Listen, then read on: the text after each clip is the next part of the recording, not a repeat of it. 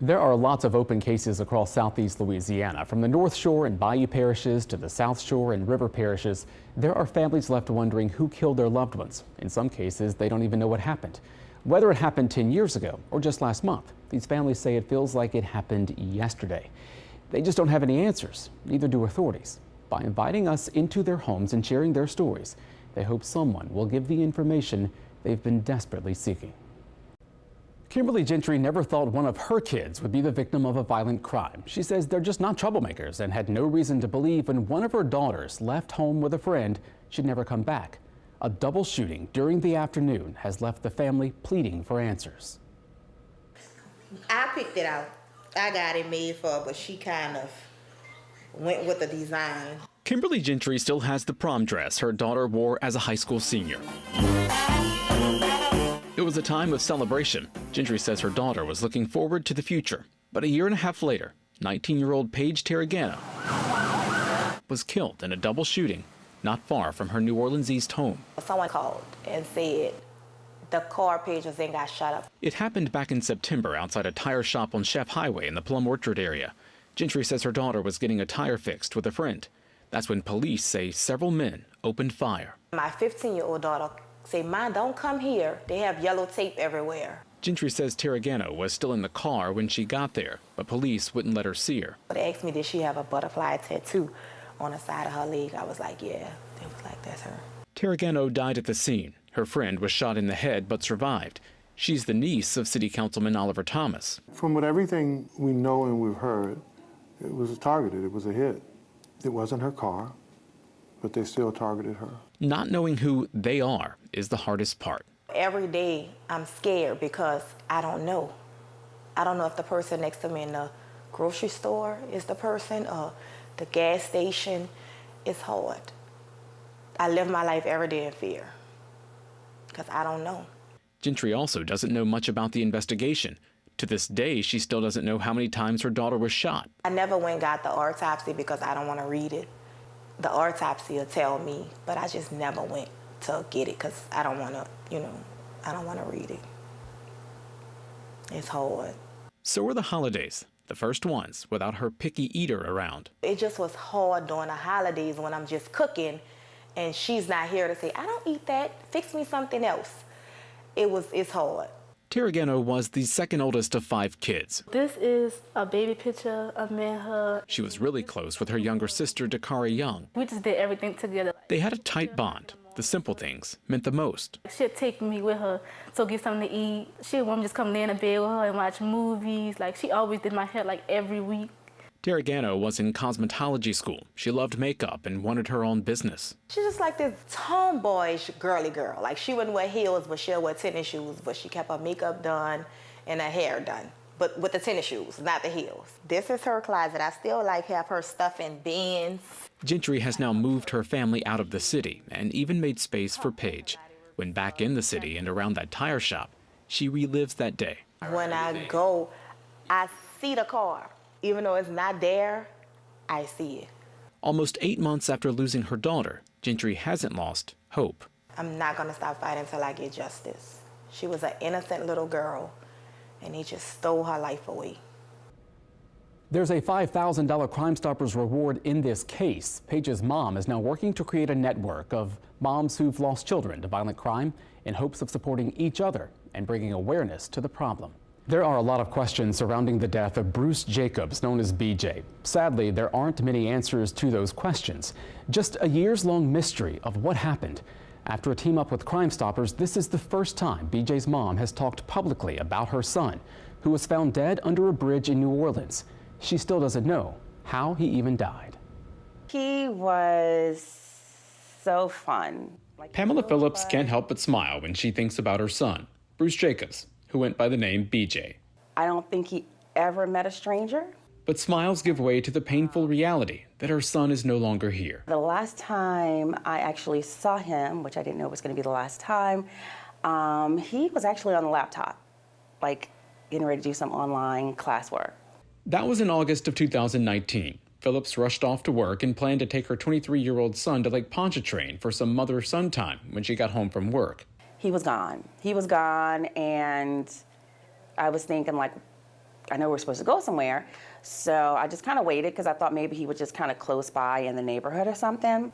I called his phone, he didn't answer. Her worry led Phillips to call friends and hospitals, then the jail. They said he was in Orleans Parish. Phillips says her son was arrested for shoplifting in New Orleans, out of character and far from his home in Metairie. And I'm like, something has to be wrong. Having not spoken to or seen her son, Phillips was told BJ would be released the next day. When she went to pick him up, he was already gone. And from that moment on, had been looking for him every single day. Phillips spent a week looking for BJ. She found a missing persons report with New Orleans police, then followed up when she never saw the case publicized. They came in and a woman told us that the day before, there was a body that was found and that they're pretty 99% sure it was him, but the body had started decomposing. Dental records confirmed it was BJ's body found underneath the Almonaster Bridge. More than 3 years later, BJ's family still has no idea what happened. This happened in August of 2019. To me, it feels like yesterday. I promise you, there's no closure. There's none. Making closure feel unlikely, BJ's death is listed as unclassified, even though his mom says the autopsy showed his ribs were broken and the toxicology report gave no indication of drugs or alcohol. You don't have a detective that is really working on the case, the same as if it was maybe a homicide. Phillips feels her son's case would have been treated differently if it was an obvious homicide. She hopes working with Crimestoppers can bring new information. He was getting ready to go to a ball. The oldest of her 3 sons, Phillips says BJ loved music and wanted to pursue a career in business. He often made videos and sold CDs, which Phillips now cherishes with a smile and determination. I am not giving up. I want to know what happened to my son, and I feel like that's keeping me from having closure. Adding to the mystery, Phillips says BJ's body was found with jail release papers belonging to another man. That man was reported missing to New Orleans police around the same time as BJ's death. He's still missing, and police suspect foul play. There is a $1,000 Crimestoppers reward in BJ's case. Tips are anonymous. Donovan Bailey grew up in St. John the Baptist Parish. At a young age, he dreamed of owning his own music production business, and his parents say he was on a path to success. Before that could happen, he was killed not far from his home.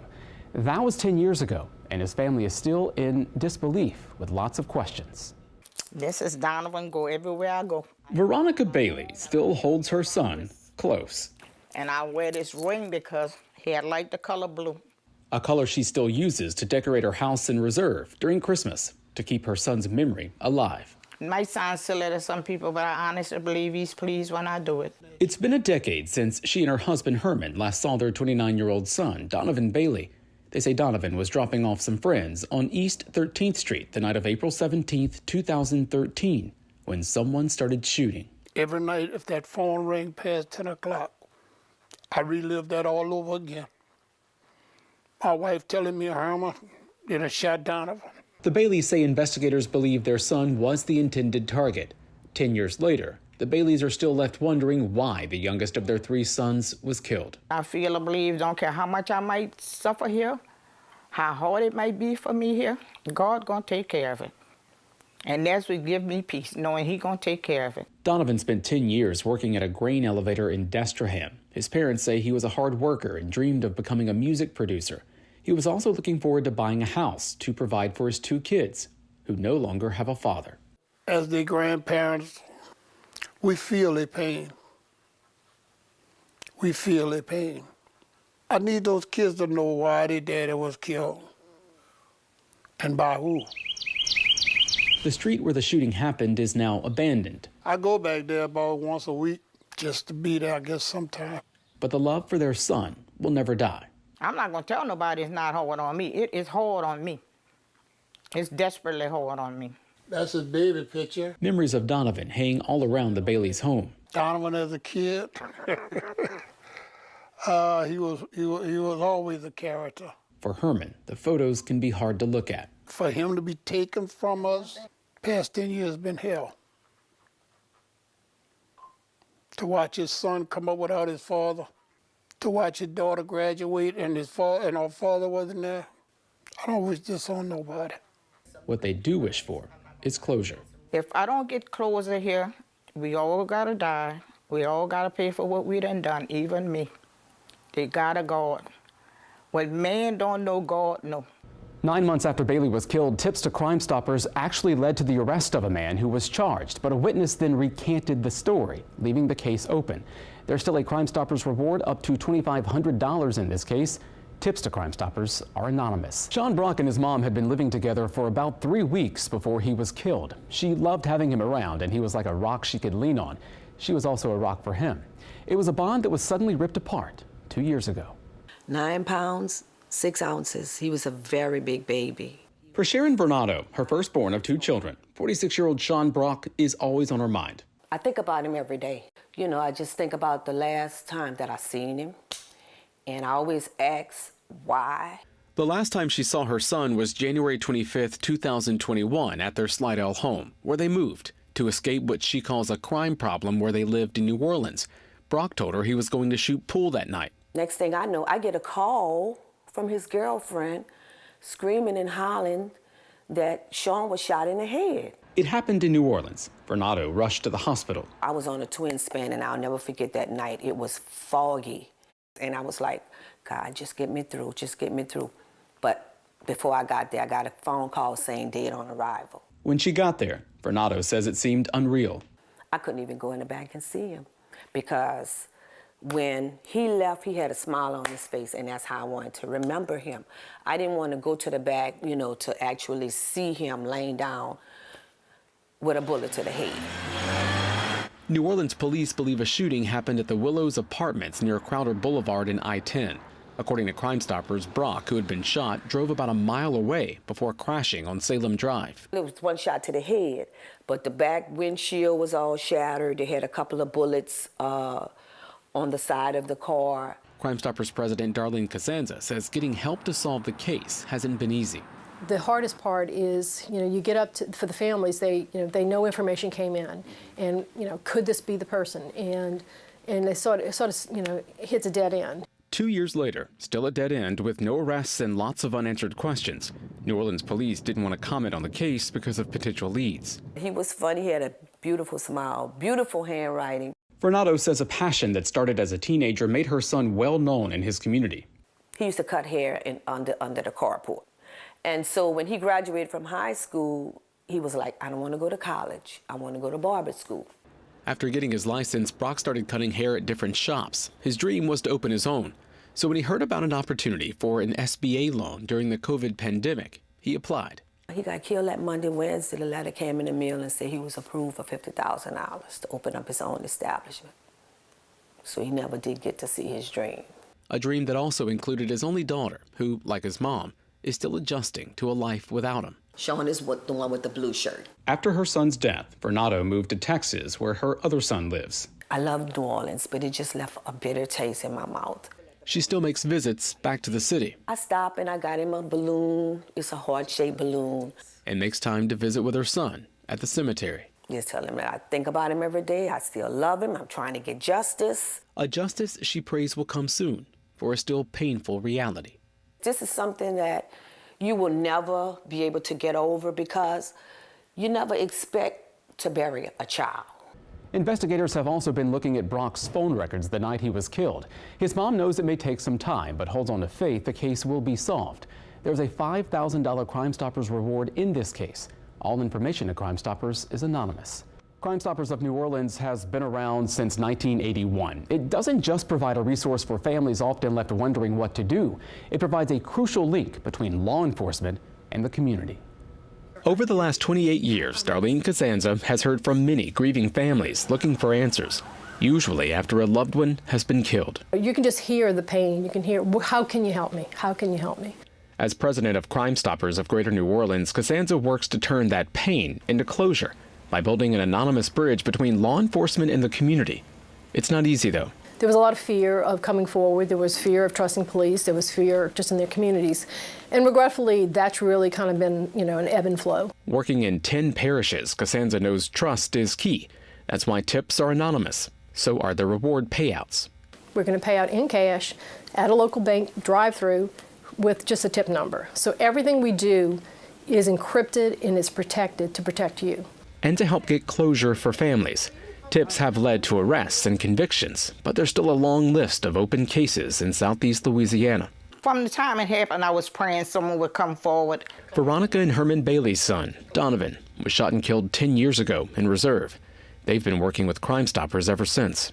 They have really, really worked toward finding something.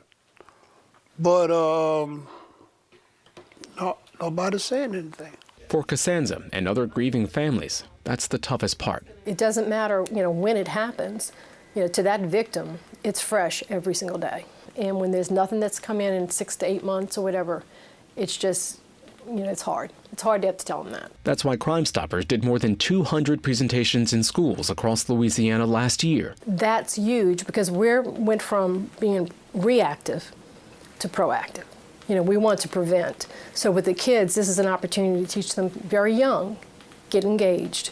Costanza hopes that can stop cycles of violence, allow people to trust the process, and not give in to fear. From start to finish, it's each and every one of us.